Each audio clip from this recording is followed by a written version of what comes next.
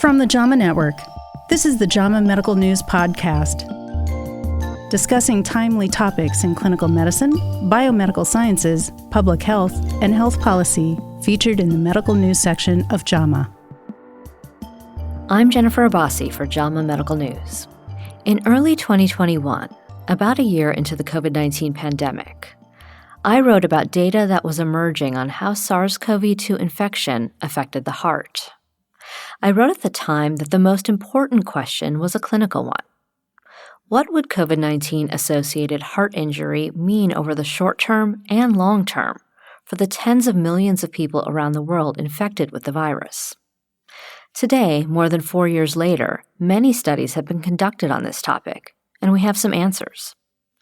A new clinical consensus statement from the European Society of Cardiology provides guidance on reducing and managing cardiovascular disease across all stages of COVID-19, including acute infection, long COVID, and vaccination. I recently spoke with the report's lead author, Dr. Vassilios Vassiliou. He's a clinical professor of cardiac medicine and consultant cardiologist from the University of East Anglia in Norwich in the UK. Welcome, Dr. Vassiliou. Thank you very much. It's a pleasure to be with you.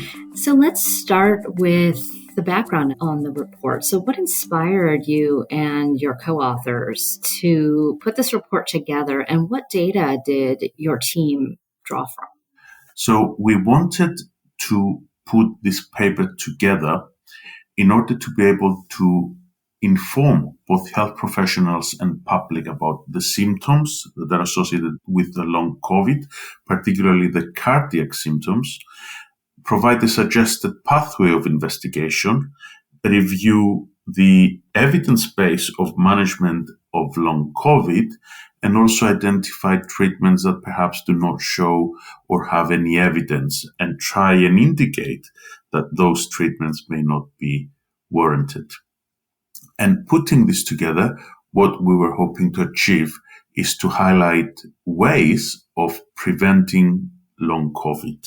Long COVID, unfortunately, is common. It currently affects more than 100 million people globally. Somewhere in the region of 20 to 30 million people suffer from cardiac long COVID.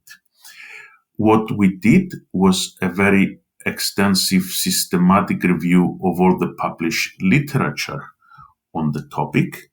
We reviewed every single paper that was relevant to what we were looking for, and we collectively reached a consensus on what we felt was appropriate to suggest as clinical advice for each of the areas that we wanted to review. Before we talk about long COVID, I'd like to hear from you what you learned about some of the cardiovascular complications that can occur with acute COVID-19 infection.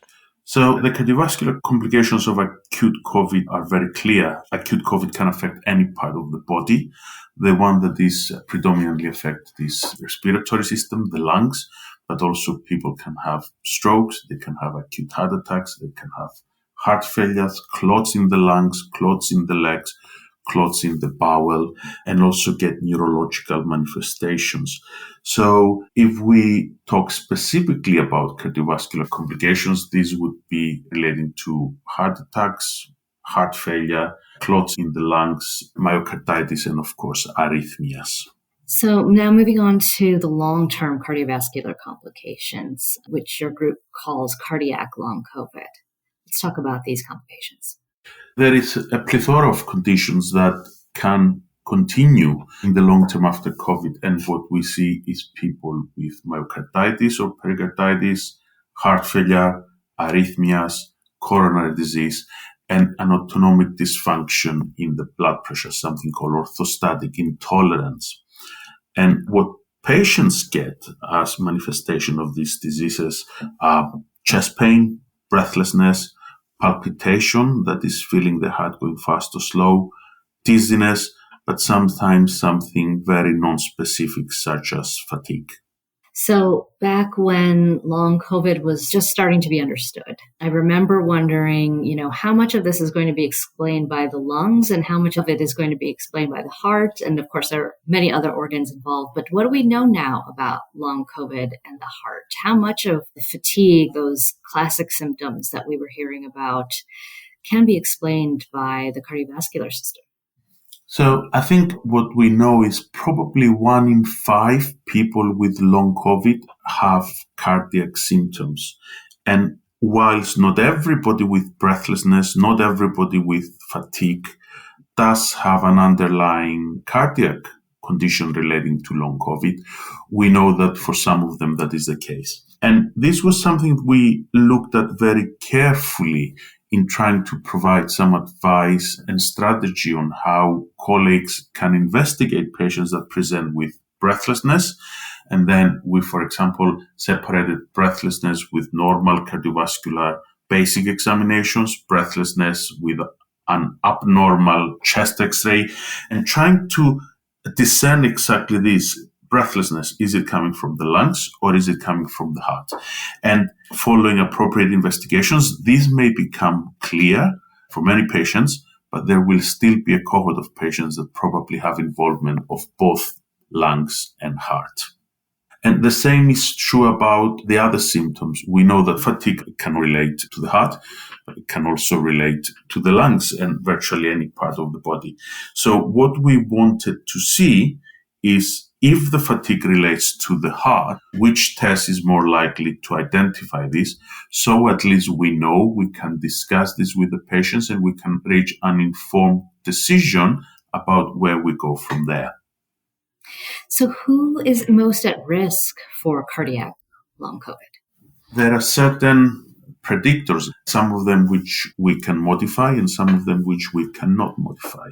We know that sex plays a factor. So women are about 50% more likely to get long COVID. We know that individuals who are older are more likely to get COVID.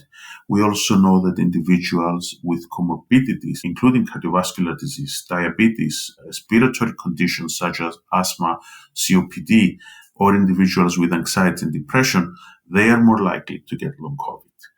One of the more significant predictors is hospitalization during the acute COVID infection. So we have seen that individuals who required more intensive care during their acute COVID infection, they're more than double the risk of developing long COVID. When it comes to the modifiable risk factors, the two that stand out is obesity and being an active smoker. And those two are the two areas that there is a scope for improvement in order to reduce both the acute complications from COVID, but also see a reduction in long COVID. Let's talk about myocarditis. What does the body of evidence at this point tell us about the risks and outcomes of myocarditis related to infection and related to vaccination? So we know that myocarditis can occur both as a result of acute COVID infection and both as a result of vaccination. So what we know is that from infection, probably 1,500 people per million of infections are affected with myocarditis. When we talk about vaccine-induced myocarditis, this is significantly less, about 15 times less, at around 100 cases per million. We know that young men are increasingly affected for both COVID infection and vaccine-related myocarditis. So if we look at the proportion of who gets myocarditis, we see that young men, and typically under the age of 30, under the age of 25, appear to be more represented in the people that get myocarditis.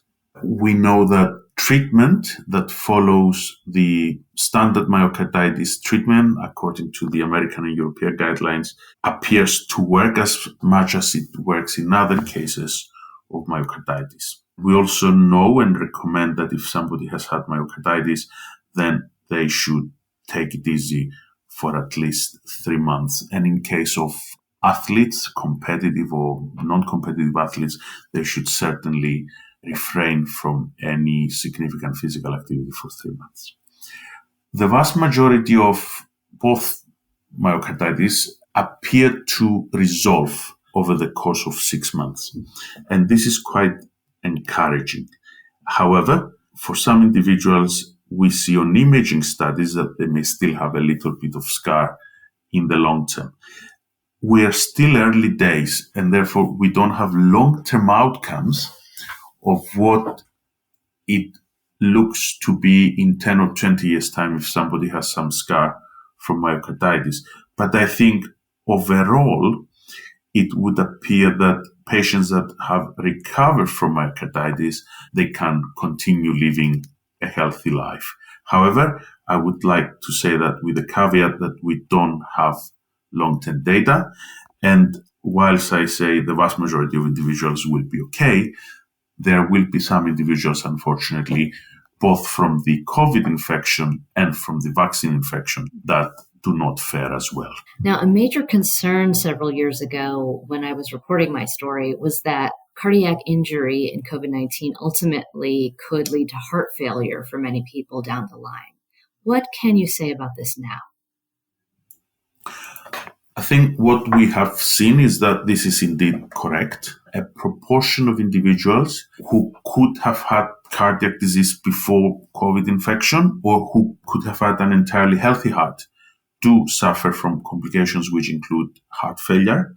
Sometimes this could have related to myocarditis. It could have related to a myocardial infarction because of clots occurring in the coronary arteries in relation to acute COVID infection. And ultimately, in some individuals, were not able to identify the cause of the heart failure. But what we have seen is that the standard therapy for heart failure, as recommended by the American and European guidelines, or what tends to be referred to as the 4 pillars of medicine, in other words, 4 different categories of medication: beta blockers, ACE inhibitors or a related medication, mineralocorticoids, and SGLT2 inhibitors, appear to have a good prognostic benefit for these cohorts of individuals. Do you think time will tell more about this question? What's causing it? How prevalent it is in people who had COVID? Those types of questions. So I think certainly time will allow us to follow these people up for longer, and we will be able to get more accurate epidemiological studies down the line. The slightly complicating factor at the moment is that most of the people have been affected by COVID, even though this may well not have been documented. We also know that individuals would have had heart failure and did have heart failure before COVID. Therefore, to try and discern how much is COVID-related and how much is non-COVID related but occurred soon after COVID infection or long after COVID infection can be difficult. But the certain thing is that COVID does cause heart failure. And therefore, if there is a temporal association, then we can be relatively more certain that this is due to COVID. I know another question has been whether the cardiac effects are related to the acute infection or inflammation. Where do we stand on that now? It may well be a bit of both. I don't think it's one or the other. So we know that if there have been acute complications following an acute infection of COVID, then the cardiac effects could persist long term.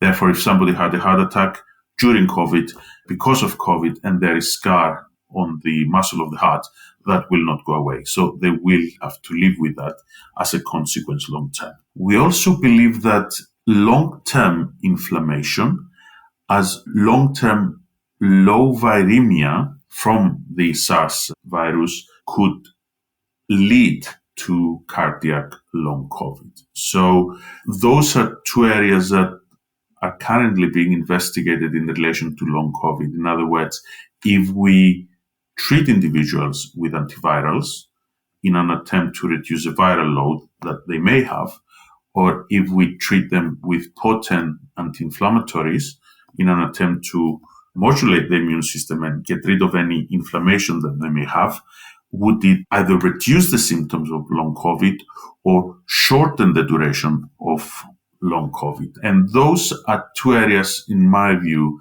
that hopefully we will be able to have a breakthrough in terms of managing long COVID. So interesting.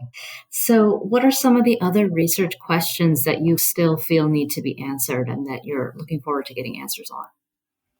What we need to be able to do is try and improve our risk prediction algorithms. In other words, we know that people will get more acute COVID infections, and we need to get better in trying to identify who is at higher risk of long COVID, but also be able to be more accurate rather than just listing a few risk factors, as we discussed earlier, that associate with long COVID. In other words, try and move from a population-based approach to an individual-based approach.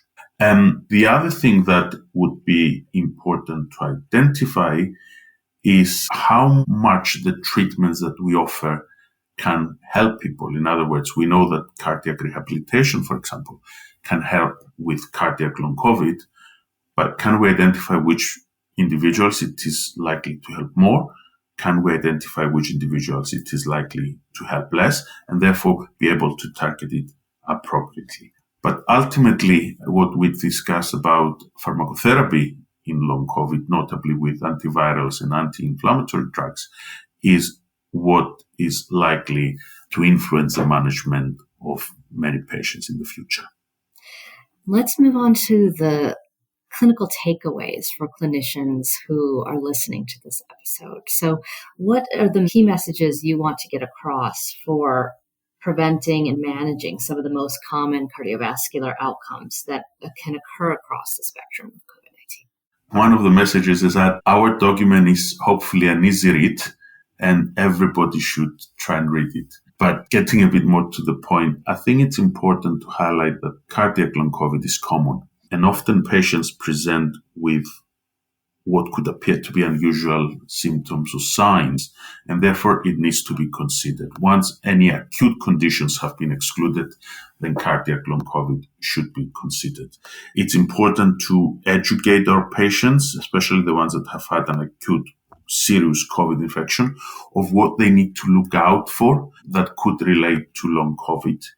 And then we should aim to provide a multidisciplinary and personalized approach in investigating patients with suspected long COVID in order to get to the diagnosis or refute the diagnosis, and then have a discussion with the patients. We may not be able to cure long COVID, but we may be able to offer things that can help patients improve their quality of life. And also sometimes it is important to acknowledge this content is protected by copyright by the American Medical Association with all rights reserved, we might not including those for text and data mining, AI training, and similar technologies. Very quickly. The other important message is that there is evidence for some therapies, but we also know that there are some therapies that have absolutely no evidence. For example, plasma exchange or hyperbaric oxygen. And in fact, those could lead to harm to the patients. Therefore, in our document, we advise against using any therapy that has not been shown to be beneficial in a study. But ultimately, we hope to increase the education both for the patients and for our colleagues and provide the diagnostic pathway of how to investigate patients that present with potential cardiac long COVID. Now, for the primary care physicians and internists who may be listening, what are the signs that they should be looking for or recommending their patients look for? And what's the follow-up then? Who should they be following up with? The main symptoms that could relate to cardiac long COVID include breathlessness, chest pain, palpitations, dizziness, fatigue, and orthostatic intolerance. It can be important to try and identify and document any such events, for example, by doing lying and standing blood pressure, considering tilt test or monitoring of the heart for 1, 2, 3, or 5 days, and of course undertaking an ECG, an electrocardiogram, and an echocardiogram to look at the function of the heart. And depending on what those initial investigations show, and those investigations could be undertaken by the family physician, by the internist, or after a referral to a cardiologist, then more specialized tests such as a cardiovascular magnetic resonance test, a cardiac MRI, could be considered for a group of patients. I wouldn't recommend that everybody should see a cardiologist in order to get a cardiac MRI, but a group of individuals may well benefit from that. So the investigations and who undertake the investigations would depend a lot on the setting. A lot of these simple, non-invasive tests could be undertaken by the family physicians. Thank you so much, Dr. Vassiliou. Really enjoyed speaking with you. Thank you very much. It's a pleasure to have been here. That's it for this episode. I'm Jennifer Abbasi, Director of JAMA Medical News. This episode was produced by Shelley Steffens at the JAMA Network. To follow this and other JAMA Network podcasts, please visit us online at jamanetworkaudio.com. Thanks for listening, and join us again next time. This content is protected by copyright by the American Medical Association with all rights reserved, including those for text and data mining, AI training, and similar technologies.